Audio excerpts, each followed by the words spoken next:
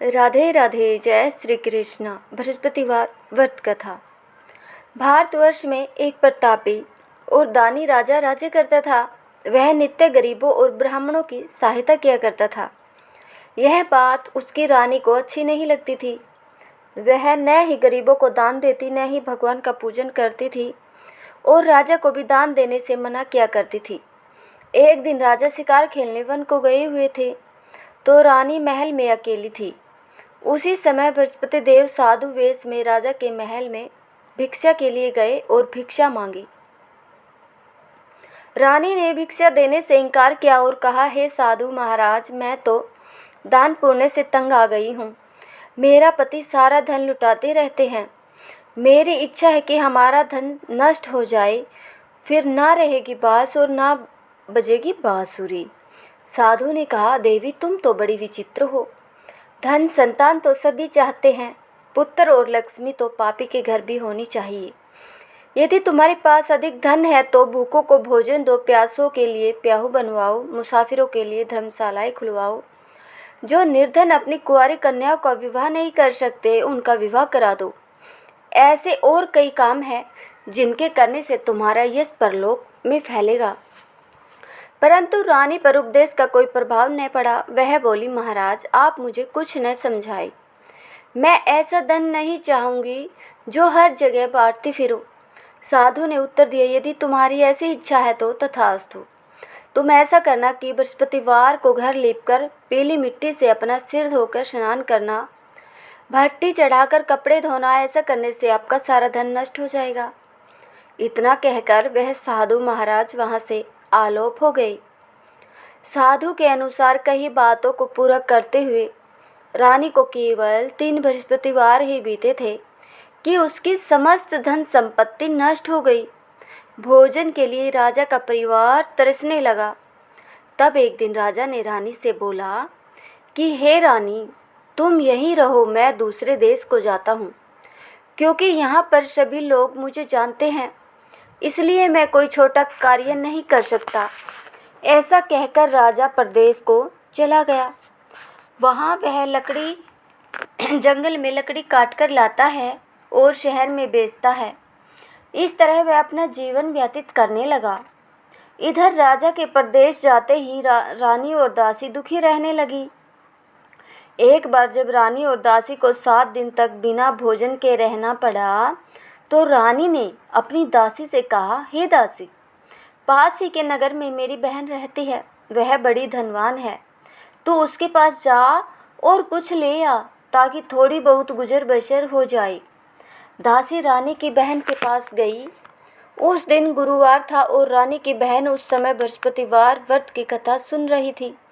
दासी ने रानी की बहन को अपनी रानी का संदेश दिया, लेकिन रानी की बड़ी बहन ने कोई उत्तर नहीं दिया। जब दासी को रानी की बहन से कोई उत्तर नहीं मिला तो वह बहुत दुखी हुई और उसे क्रोध भी आया। दासी ने वापस आकर रानी को सारी बातें बता दी। सुनकर रानी ने अपने भाग्य को कोसा। उधर रानी की बहन ने सोचा कि मेरी बहन की दासी आई थी, परंतु मैं उससे नहीं बोली, इससे वह बहुत दुखी हुई होगी। कथा सुनकर और पूजन समाप्त करके वह अपनी बहन के घर आई और कहने लगी, हे बहन, मैं बृहस्पतिवार का व्रत कर रही थी। तुम्हारी दासी मेरे घर आई थी, परंतु जब तक कथा होती है तब तक न तो उठते हैं और न ही बोलते हैं, इसलिए मैं नहीं बोली। कहो दासी क्यों गई थी? रानी बोली, बहन तुमसे क्या छिपाऊं, हमारे घर में खाने तक को अनाज नहीं था। ऐसा कहते कहते रानी की आंखें भर आई। उसने दासी समेत पिछले 7 दिनों में से भूखे रहने तक की सारी बातें अपनी बहन को विस्तार पूर्वक बता दी। रानी की बहन बोली, देखो बहन, भगवान बृहस्पति देव सबकी मनोकामनाओं को पूर्ण करते हैं। देखो शायद तुम्हारे घर में अनाज रखा हो। पहले तो रानी को विश्वास नहीं हुआ, पर बहन के आग्रह करने पर उसने अपनी दासी को अंदर भेजा तो उसे सचमुच अनाज से भरा घड़ा मिल गया। यह देखकर दासी को बड़ी हैरानी हुई। दासी रानी से कहने लगी, हे रानी, जब हमको भोजन नहीं मिलता था तो हम व्रत ही तो करते थे, इसलिए क्यों न इनसे व्रत और कथा की विधि पूछ ली जाए ताकि हम भी व्रत कर सके। तब रानी ने अपनी बहन से बृहस्पतिवार व्रत के बारे में पूछा।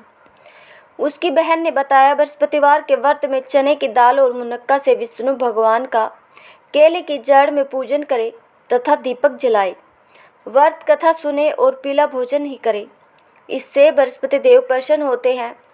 व्रत और पूजन विधि बताकर रानी की बहन अपने घर को लौट गई।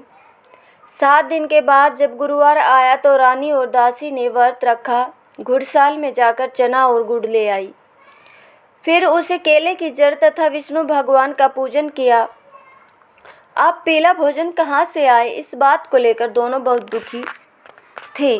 चूँकि उन्होंने व्रत रखा था इसलिए बृहस्पति देव उनसे प्रसन्न थे। इसलिए वे एक साधारण व्यक्ति का रूप धारण कर 2 थालों में सुंदर पीला भोजन दासी को दे गए। भोजन पाकर दासी प्रसन्न हुई और फिर रानी के साथ मिलकर भोजन ग्रहण किया। उसके बाद वे सभी गुरुवार को व्रत और पूजन करने लगी। बृहस्पति भगवान की कृपा से उनके पास फिर से धन संपत्ति आ गई। परंतु रानी फिर से पहले की तरह आलस्य करने लगी। तब दासी बोली, देखो रानी, तुम पहले भी इस प्रकार आलस्य करती थी। तुम्हें धन रखने में कष्ट होता है, इस प्रकार सभी धन नष्ट हो गया और अब जब भगवान बृहस्पति की कृपा से धन मिला है तो फिर से आलस्य क्यों करती हो। रानी को समझाते हुए दासी कहती है कि बड़ी मुसीबतों के बाद हमने यह धन पाया है, इसलिए हमें दान पुण्य करना चाहिए, भूखे मनुष्य को भोजन कराना चाहिए और धन को शुभ कार्यों में खर्च करना चाहिए, जिससे तुम्हारे कुल का यश बढ़ेगा, स्वर्ग की प्राप्ति होगी और पितृ प्रसन्न होंगे। दासी की बात मानकर रानी अपना धन शुभ कार्यों में खर्च करने लगी, जिससे पूरे नगर में उसका यश फैलने लगा। बृहस्पतिवार व्रत कथा के बाद श्रद्धा के साथ आरती करनी चाहिए। इसके बाद प्रसाद बांटकर उसे ग्रहण करना चाहिए। एक दिन राजा दुखी होकर जंगल में एक पेड़ के नीचे आसन जमाकर बैठ गया। वह अपनी दशा को याद करके व्याकुल होने लगा। बृहस्पतिवार का दिन था। एकाएक उसने देखा कि निर्जन वन में एक साधु प्रकट हुए। वह साधु वेश में स्वयं बृहस्पति देवता थे। लकड़हारे के सामने आकर बोले, हे लकड़हारे, इस सुनसान जंगल में तू चिंता मगन क्यों बैठा है। लकड़हारे ने दोनों हाथ जोड़कर प्रणाम किया और उत्तर दिया, महात्मा जी, आप सब कुछ जानते हैं, मैं क्या कहूँ। यह कहकर रोने लगा और साधु को अपनी आत्मकथा सुनाई। महात्मा जी ने कहा, तुम्हारी पत्नी ने बृहस्पति के दिन बृहस्पति भगवान का निरादर किया है, जिसके कारण रुष्ट होकर उन्होंने तुम्हारी यह दशा कर दी है। अब तुम चिंता को दूर करके मेरे कहने पर चलो तो तुम्हारे सब कष्ट दूर हो जाएंगे और भगवान पहले से भी अधिक संपत्ति देंगे। तुम बृहस्पति के दिन कथा किया करो। 2 पैसे के चने मुनक्का लाकर उसका प्रसाद बनाओ और शुद्ध जल से लोटे में शक्कर मिलाकर अमृत तैयार करो। कथा के पश्चात अपने सारे परिवार और सुनने वाले प्रेमियों में अमृत व प्रसाद बांटकर आप ही ग्रहण करो। ऐसा करने से भगवान तुम्हारी सब मनोकामनाएं पूरी करेंगे। साधु के ऐसे वचन सुनकर लकड़हारा बोला, हे प्रभु, मुझे लकड़ी बेचकर इतना पैसा नहीं मिलता जिससे भोजन के उपरांत कुछ बचा सकूं। मैंने रात्रि में अपनी स्त्री को व्याकुल देखा है। मेरे पास कुछ भी नहीं जिससे मैं उसकी खबर मंगा सकूं। साधु ने कहा, हे लकड़हारे, तुम किसी बात की चिंता मत करो। बृहस्पति के दिन तुम रोजाने की तरह लकड़ियाँ लेकर शहर में जाओ। तुमको रोज से दुगना धन प्राप्त होगा, जिससे तुम भली भांति भोजन कर लोगे तथा बृहस्पति देव की पूजा का सामान भी आ जाएगा। इतना कहकर साधु अंतर्ध्यान हो गए। धीरे धीरे समय व्यतीत होने पर फिर वही बृहस्पतिवार का दिन आया। लकड़हारा जंगल से लकड़ी काटकर किसी शहर में बेचने गया। उसे उस दिन से और भी अधिक पैसा मिला। राजा ने चना गुड़ आदि लाकर गुरुवार का व्रत किया। उस दिन से उसके सभी क्लेश दूर हुए। परंतु जब दोबारा गुरुवार का दिन आया तो बृहस्पतिवार का व्रत करना भूल गया। इस कारण बृहस्पति भगवान नाराज हो गए। उस दिन उस नगर के राजा ने विशाल यज्ञ का आयोजन किया तथा शहर में यह घोषणा करा दी कि कोई भी मनुष्य अपने घर में भोजन न बनावे, न आग जलावे, समस्त जनता मेरे यहाँ भोजन करने आवे। इस आज्ञा को जो न मानेगा उसे फांसी की सजा दी जाएगी। इस तरह की घोषणा संपूर्ण नगर में करवा दी गई। राजा की आज्ञा अनुसार शहर के सभी लोग भोजन करने गए, लेकिन लकड़हारा कुछ देर से पहुंचा, इसलिए राजा उसको अपने साथ घर लिवा ले गए और ले जाकर भोजन करा रहे थे तो रानी की दृष्टि उस खूंटी पर पड़ी जिस पर उसका हार टंगा हुआ था। वह वहां पर दिखाई नहीं दिया। रानी ने निश्चय किया कि मेरा हार इस मनुष्य ने चुरा लिया है। उसी समय सिपाहियों को बुलाकर उसको कारागार में डलवा दिया। जब लकड़हारा कारागार में पड़ गया और बहुत दुखी होकर विचार करने लगा कि न जाने कौन से पूर्व जन्म के कर्म मुझे यह दुख प्राप्त हुआ है, और उसी साधु को याद करने लगा जो कि जंगल में मिला था। उसी समय तत्काल बृहस्पति देव साधु के रूप में प्रकट हुए और उसकी दशा को देखकर कहने लगे, अरे मूर्ख, तूने बृहस्पति देव की कथा नहीं करी, इस कारण तुझे दुख प्राप्त हुआ है। आप चिंता मत कर, बृहस्पतिवार के दिन कारागार के दरवाजे पर 4 पैसे पड़े मिलेंगे। उनसे तू बृहस्पति देव की पूजा करना, तेरे सभी कष्ट दूर हो जाएंगे। बृहस्पति के दिन उसे 4 पैसे मिले। लकड़हारे ने कथा कही। उसी रात्रि को बृहस्पति देव ने उस नगर के राजा को स्वप्न में कहा, हे राजा, तुमने जिस आदमी को कारागार में बंद कर दिया है वह निर्दोष है। वह राजा है, उसे छोड़ देना। रानी का हार उसी खूंटी पर लटका है। अगर तू ऐसा नहीं करेगा तो मैं तेरे राज्य को नष्ट कर दूंगा। इस तरह रात्रि के स्वप्न को देखकर राजा प्रातःकाल उठा और खूंटी पर हार देकर लकड़हारे को बुलाकर क्षमा मांगी तथा लकड़हारे को योग्य सुंदर वस्त्र आभूषण देकर विदा कर दिया। बृहस्पति देव की आज्ञा अनुसार लकड़हारा अपने नगर को चल दिया।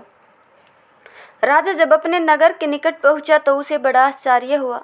नगर में पहले से अधिक बाग, तालाब, कुएं तथा बहुत से धर्मशाला, मंदिर आदि बन गई है। राजा ने पूछा, यह किसका बाग और धर्मशाला है? तब नगर के सब लोग कहने लगे, यह सब रानी और बांती के हैं। तो राजा को आश्चर्य और गुस्सा भी आया। जब रानी ने यह खबर सुनी कि राजा आ रहे हैं तो उन्होंने बांदी से कहा, हे दासी, देख, राजा हमको कितनी बुरी हालत में छोड़ गए थे। हमारी ऐसी हालत देखकर वह लौट न जाए, इसलिए तू दरवाजे पर खड़ी हो जा। आज्ञा अनुसार दासी दरवाजे पर खड़ी हो गई। राजा आए तो उन्हें अपने साथ लिवा लाई। तब राजा ने क्रोध करके अपनी रानी से पूछा कि यह धन तुम्हें कैसे प्राप्त हुआ है? तब उन्होंने कहा, हमें यह सब धन बृहस्पति देव के इस व्रत के प्रभाव से प्राप्त हुआ है। राजा ने निश्चय किया कि 7 रोज बाद तो सभी बृहस्पति देव का पूजन करते हैं, परंतु मैं प्रतिदिन दिन में 3 बार कहानी तथा रोज व्रत क्या करूँगा। अब हर समय राजा के दुपट्टे में चने की दाल बंधी रहती थी तथा दिन में 3 बार कहानी कहता। एक रोज राजा ने विचार किया कि चलो अपनी बहन के यहाँ हो आवे। इस तरह निश्चय कर घोड़े पर सवार हो अपनी बहन के यहाँ चलने लगा। मार्ग में उसने देखा कि कुछ आदमी एक मुर्दे को लिए जा रहे हैं। उन्हें रोककर राजा ने कहा, अरे भाइयों, मेरी बृहस्पति देव की कथा सुन लो। वे बोले, लो, हमारा तो आदमी मर गया है, इसको अपनी कथा की पड़ी है। परंतु कुछ आदमी बोले, अच्छा कहो, हम तुम्हारी कथा भी सुनेंगे। राजा ने दाल निकाली और जब कथा आधी हुई थी कि मुर्दा हिलने लग गया, और जब कथा समाप्त हो गई तो राम राम करके मनुष्य उठ खड़ा हो गया। आगे मार्ग में उसे किसान खेत में हल चलाता मिला। राजा ने उसे देखा और उससे बोले, अरे भैया, तुम मेरी बृहस्पतिवार की कथा सुन लो। किसान बोला, जब तक मैं तेरी कथा सुनूंगा तब तक 4 हरैया जोत लूँगा। जा अपनी कथा किसी और को सुनाना। इस तरह राजा आगे चलने लगा। राजा के हटते ही बैल पछाड़ खाकर गिर गए तथा किसान के पेट में बड़ी जोर का दर्द होने लगा। उस समय उसकी माँ रोटी लेकर आई। उसने जब यह देखा तो अपने पुत्र से सब हाल पूछा और बेटे ने सभी हाल कह दिया। बुढ़िया दौड़ी दौड़ी उस घुड़सवार के पास गई और उससे बोली, मैं तेरी कथा सुनूंगी, तू अपनी कथा मेरे खेत पर चलकर ही कहना। राजा ने बुढ़िया के खेत पर जाकर कथा कही, जिसके सुनते ही वह बैल उठ खड़ा हुआ तथा किसान के पेट का दर्द भी गायब हो गया। राजा अपनी बहन के घर पहुंचा। बहन ने भाई की खूब मेहमान नवाजी की। दूसरे रोज प्रातःकाल राजा जगा तो वह देखने लगा कि सब लोग भोजन कर रहे हैं। राजा ने अपनी बहन से कहा, ऐसा कोई मनुष्य है जिसने भोजन नहीं किया हो? मेरी बृहस्पतिवार की कथा सुन ले। बहन बोली, हे भैया, यह देश ऐसा ही है कि पहले यहाँ लोग भोजन करते हैं, बाद में अन्य काम करते हैं। अगर कोई पड़ोस में हो तो देख आऊं। वह ऐसा कहकर देखने चली गई, परंतु उसे कोई ऐसा व्यक्ति नहीं मिला जिससे भोजन न किया हो। अतः वह एक कुम्हार के घर गई, जिसका लड़का बीमार था। उसे मालूम हुआ कि उनके यहाँ 3 रोज किसी ने भोजन नहीं किया है। रानी ने अपने भाई की कथा सुनने के लिए कुम्हार से कहा। वह तैयार हो गया। राजा ने जाकर बृहस्पतिवार की कथा कही, जिसको सुनकर उसका लड़का ठीक हो गया। अब तो राजा की प्रशंसा होने लगी। एक रोज राजा ने अपनी बहन से कहा कि हे बहन, हम अपने घर को जाएंगे, तुम भी तैयार हो जाओ। राजा की बहन ने अपनी सास से कहा। सास ने कहा, हाँ चली जा, परंतु अपने लड़कों को मत ले जाना, क्योंकि तेरे भाई की कोई औलाद नहीं है। बहन ने अपने भैया से कहा, हे भैया, मैं तो चलूँगी, पर कोई बालक नहीं जाएगा। राजा बोला, जब कोई बालक नहीं चलेगा तब तू ही क्या करोगी? तुम भी यहीं पर रहो। बड़े दुखी मन से राजा अपने नगर को लौट आया। राजा ने अपनी रानी से कहा, हम निर्वंशी हैं, हमारा मुख देखने का धर्म नहीं है और कुछ भोजन आदि नहीं किया। रानी बोली, हे प्रभु, बृहस्पति देव ने हमें सब कुछ दिया है, वह हमें औलाद अवश्य देंगे। उसी रात को बृहस्पति देव ने राजा से स्वप्न में कहा, हे राजा, उठ, सभी सोच त्याग दे, तेरी रानी गर्भ से है। राजा की यह बात सुनकर बड़ी खुशी हुई। 9वें महीने में उसे गर्भ से एक सुंदर पुत्र पैदा हुआ। तब राजा बोला, हे रानी, स्त्री बिना भोजन के रह सकती है, परंतु बिना कहे नहीं रह सकती। जब मेरी बहन आवे तुम उससे कुछ मत कहना। रानी ने सुनकर हाँ कर दी। जब राजा की बहन ने यह शुभ समाचार सुना तो वह बहुत खुश हुई तथा बधाई लेकर अपने भाई के यहाँ आई। तभी रानी ने कहा, घोड़ा चढ़कर तो नहीं आई, गधा चढ़ी आई। राजा की बहन बोली, भाभी, मैं इस प्रकार न कहती तो तुम्हें औलाद कैसे मिलती? बृहस्पति देव ऐसे ही हैं, जैसे जिसके मन में कामनाएं हैं सभी को पूर्ण करते हैं। जो सद्भावना पूर्वक बृहस्पतिवार का व्रत करता है एवं कथा पढ़ता है अथवा सुनता है, दूसरों को सुनाता है, बृहस्पति देव उसकी मनोकामना अवश्य ही पूर्ण करते हैं। अगर आपको यह कथा पसंद आई हो तो कमेंट में जय श्री राम अवश्य लिखें। अगर आप लोग हमारी मदद करना चाहते हैं तो इस वीडियो को ज़्यादा से ज़्यादा शेयर करें।